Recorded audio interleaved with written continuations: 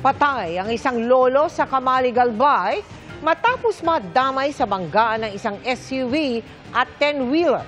Sa sobrang galit ng ilang residente, kinuyog nila ang driver at pahinante ng truck. Nakatutok si Rafi Tima. Exclusive! Kalunos-lunos ang sinapit ng isang lolo sa Camali-Galbay na namatay ng madamay sa bangga ng isang SUV at 10-wheeler sa barangay Salugan.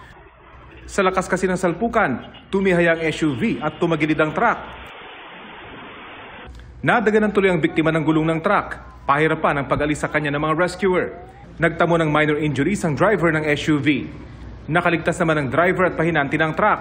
Pero kinuyog sila ng mga residenteng galit na galit dahil sa sinabit ng biktima.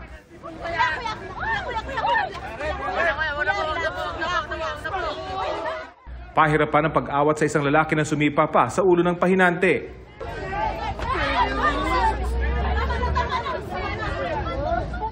Natigil lang ang gulo nang dumating ang mga pulis. Ayon sa pulisya, papunta sa Legazpi City ang dalawang sasakyan nang mawala ng preno ang truck. Hindi na nagsampa ng kaso ang mga kaanak ng biktima.